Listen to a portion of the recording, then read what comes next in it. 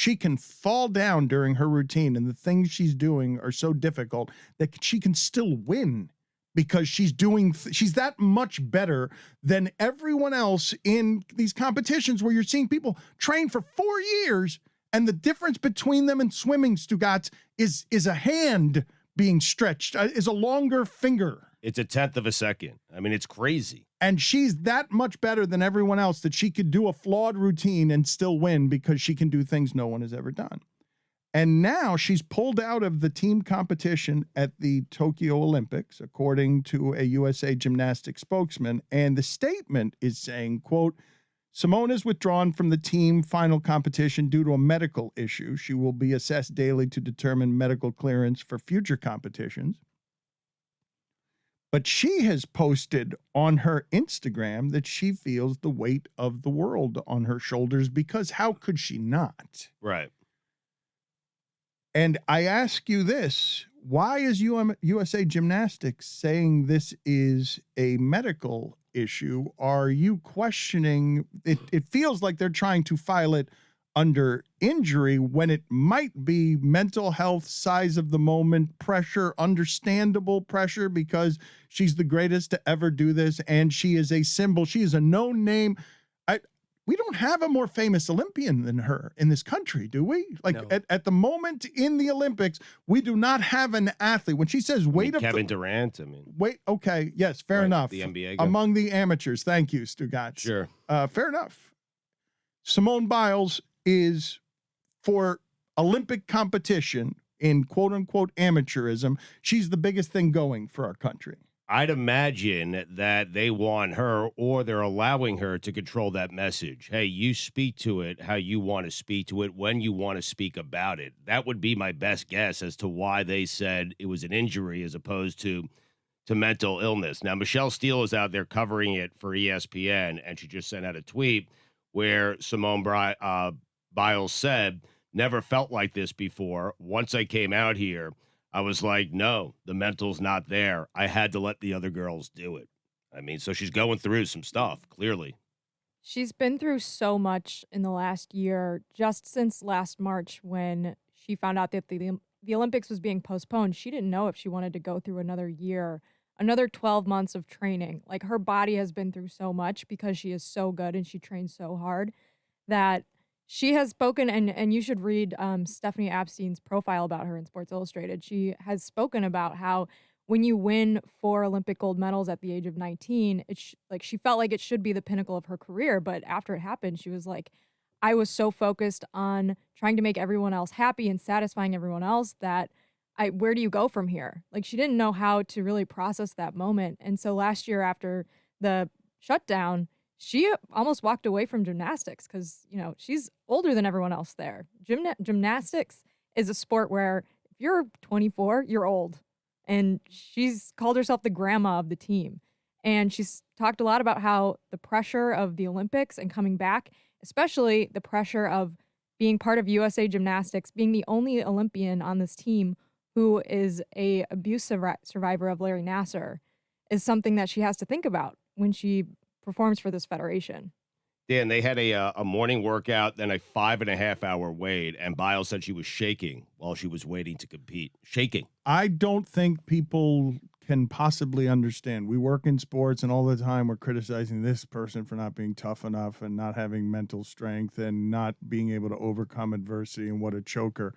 I don't think people could possibly understand the strain of what it is these people do and the mental strength it requires to be specifically her in this situation, no matter how great she is. And so when that mental strength is weakened, when she doesn't feel herself, I believe that we are learning things about mental health that weren't spoken 5 years ago out loud around sports, that we are learning that these athletes are actually giving us their vulnerability, especially now at a time the internet is so damn cruel and all this stuff where we're so connected with the access to being able to tell these people through anonymity all these awful things.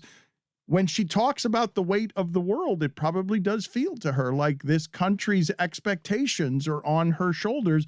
And it's something that is so straining, even through her mental strength, that the greatest gymnast ever in this country, or I think any country, given that I've never seen anyone able to do anything close to what she does, is telling you that it's rattling at her confidence. And the U.S. team still won silver, and that's an incredible accomplishment.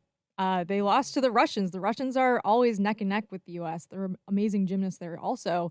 And the ESPN push alert said that the U.S. Women's team settled for silver. Ooh, I can't imagine what's waiting for her on social media, man. That's awful.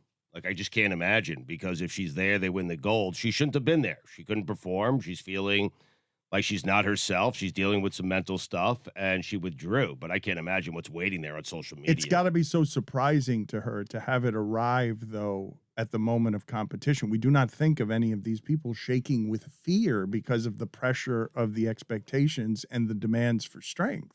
And the demands of another year because the pushback of the Tokyo Olympics. It's the mental health minefield that you put yourself through to train for another year. And being 24 years old, she's got a lot of life experience, a lot of mental trauma in just trying to get to that point. It's almost better if you're a teenager because you kind of don't know what you don't know and you're just going through it at that point. And when you have the life experience of being a 24-year-old, you're able to identify things that are problematic, that'll make you less than a performer. And maybe I know you pointed out the medical designation that the gymnastics team put out there for it. Maybe that's their designation for someone going through something like that. And I'm certainly willing to listen to an argument posing it as a medical issue because she's certainly not right.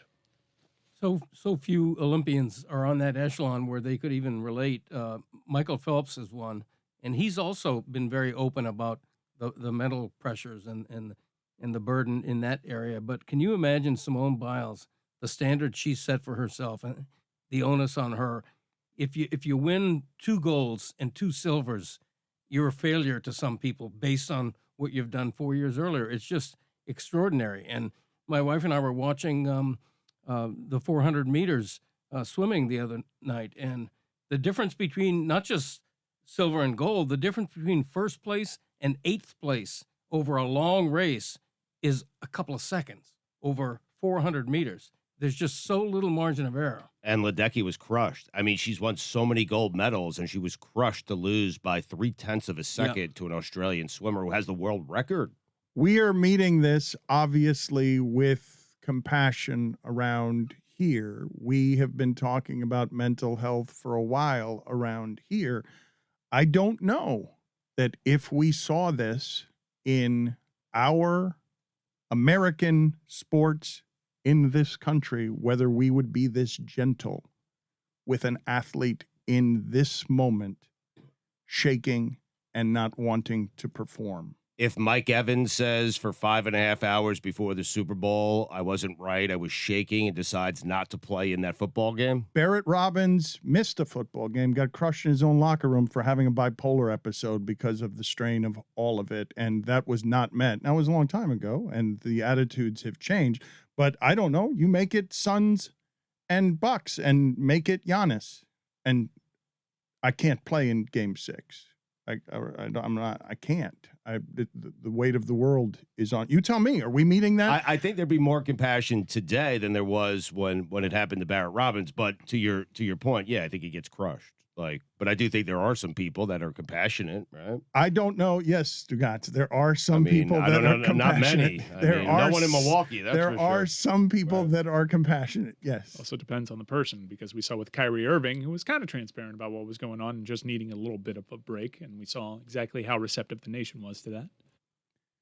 You can imagine, right? You can imagine. And I remember writing, look, when I don't know if this was the same Olympics, because it was Carrie Strug with an injury and landing on an ankle. And it was an amazing athletic achievement. And it was a very moving Olympic moment. And I remember the press and the pressure around Nancy Kerrigan and the Tanya Harding thing, and just marveling, right, at that amount of pressure landing on something like a bum ankle or landing on something as thin as a skate blade because of the precision that these things require and marveling at the strength that that stuff requires. And I remember writing about Bella Caroli and Carrie Strug the idea of, man, this feels a little bit cruel.